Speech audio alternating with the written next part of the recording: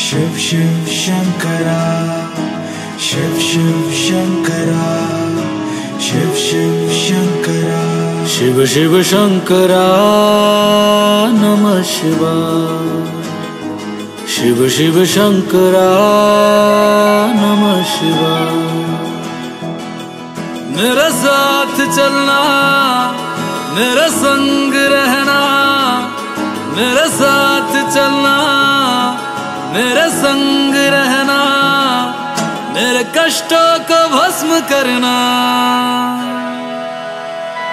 शिव शिव शंकरा नमः शिवाय, शिव शिव शंकरा नमः शिवाय। माथे पे तेरे त्यापैकी हेमाडपंथी कर्णेश्वर आज हातोडाने छनीन तयार केले, त्याला लोखंड लाकूड सिमेंट मशिनरी वापरलेली नाही। एका दगडात 3 फुलं आहेत, बकुळीची फुलं आहेत ती फोटो घ्या। शंकराला बकुळीचं फुल आवडतं म्हणून कर्णेश्वरचं कर्णफूल म्हणतात। आपल्या 8 दिशा आहेत, प्रत्येक दिशेला 3 देव आहेत म्हणून देवांचा देव महादेव म्हणतात। याला अष्टदिक्पाल म्हणतात, 8 दिशांचे रक्षक, 8 दिशांचे मार्गदर्शक म्हणून या दारातून आत यायचं। 8 दिशांच्या देवांचं दर्शन होतं। खांबावर बघा पार्वती माता आहे, महाकाली आहे, हा बघा इकडे डोक्यावर गणपती आहे, गणपती आहे, हा इकडे सरस्वती आहे, ती बघा तिथं, हा ती बघा तिथं, हा सरस्वती। आता हे बघा अशी 5 पांडवांची 5 ठिकाणी 5 ताट आहेत आणि ताटापेक्षा मोठी आहेत ना म्हणून याला पराती म्हणतात। आपण जेवायला घेतो ताट, वाडा घेतो ते परात, त्या पराती आहेत। असे पंचकळस आहेत पार्वतीचे आणि पार्वतीचा 5वा कळस आहे ना तो पूजेला आहे। घागर आहे ती आणि 5व्या घागरीवरती शिव पार्वती आहे म्हणून ती पूजा करायची। ते बघा शंखांच्या कळ्या बनवल्यात म्हणून आपल्या घरातले देवाऱ्यातले शंख वाजतात, झाडावरच्या कळ्या फुलतात, त्याला ब्रह्मतत्व म्हणतात म्हणून शंखाने संशय घ्यायचा नसतो। हे नरकासूर कीर्तिसूर राक्षस आहेत, दिवाळीला आपण पायाखाली मारतो ना ते हेच ते राक्षसांचं आणि शंकरांचं युद्ध झालं। राक्षसांनी शरणागती पत्करली आणि शंकरांकडे काय मागितलं, कायमचं पायाखाली स्थान मागितलं, श्रद्धा आणि भक्ती। राक्षस पण शिवभक्त होते म्हणून याला पायलावर नात यायचं। आतापर्यंत 10 अवतार झाले, दशावतार झाले। या इकडे ती आहे, ही आडीमूर्ती आहे ना विष्णूची, दिसली ना, हा आडीमूर्ती। त्याच्या आता त्याच्या वरती कॅमेरा फिरव, पहिला मत्स्य मासा, कूर्म कासव, वराह, नरसिंह, वामन, परशुराम, राम, कृष्ण, बौद्ध आणि कलंकी। गौतम बुद्धानंतर कलंकी चालू झाला, नंतर फोटो काढा, आडवा फोटो नंतर काढा। आता इथून 20 किलोमीटर शृंगारपूर गाव आहे ते छत्रपती संभाजींची सासरवाडी, येसुबाईंचं माहेर छत्रपती संभाजी शिवाजी। आले की 5 मिनिटं लागतील, इथून खाली जायचं, पूल आहे, पुलाच्या डाव्या साईडला 3 नद्यांचा संगम आहे, अलकनंदा, वरुण आणि शास्त्री आणि 3 नद्यांच्या संगमावरचं संगमेश्वर। रेल्वे स्टेशनला, स्टँडला, तालुक्याला नाव दिलंय, खरं संगमेश्वरी हे आहे।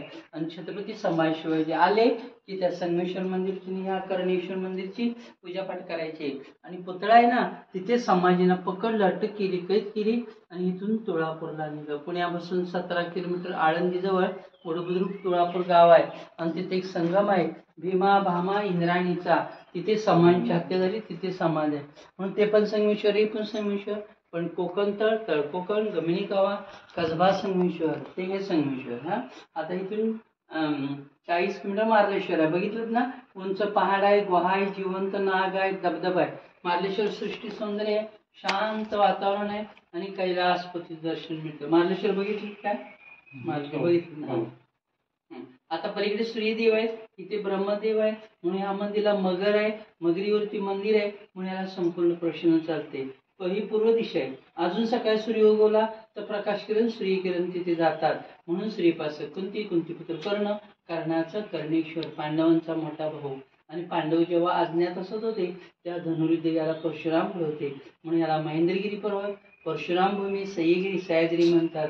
आणि परशुरामला पांडवांना सांगितलं होतं 6वा आपला कर्ण मोठा भाऊ होता। महायुद्धानंतर कर्णाच्या स्मरणार्थ, भावाच्या स्मरणार्थ पांडव मंदिर बांधते। मंदिर बांधत असताना इथून अर्धा किलोमीटर जाखमाता देवी आहे, ती पाठ होण्यापूर्वी कोंबड्याच्या रूपाने ओरडली। पांडवांना वाटलं खरंच पाठ झाली, ताटावर जेवले, ताट उलटी ठेवले, नंतर निघून। ती 5 पांडवांची 5 ताटं, पण कौरव पांडवांच्या पाठीवर होते। पहाटेपूर्वी मंदिर तयार नाही झालं, मंदिर अपूर्ण राहिलं। पहाटेपूर्वी जर तयार झालं असतं ना तो पांडव कौरवांना सापडले असते, मग परत 12 वर्ष अज्ञातवासात जायला लागलं असतं म्हणून वरचे कळस झाले नाहीयेत। म्हणून श्रीपासून कोणती पुत्र कर्ण कर्णाचं कर्णेश्वर. या हरि ओम हरि ओम.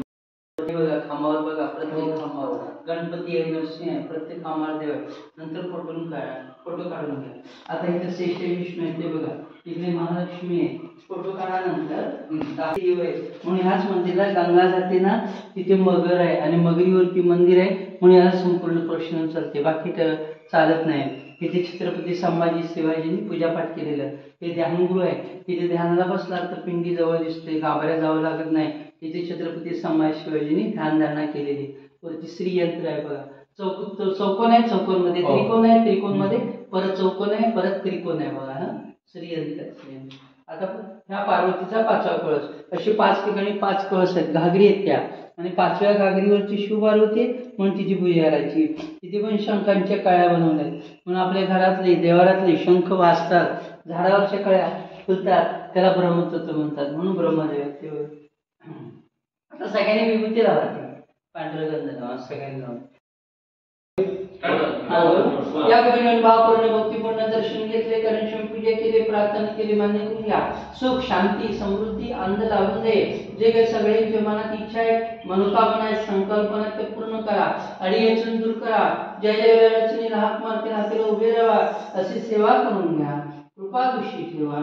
ओम नमः पार्वती पदे हर हर महादेव.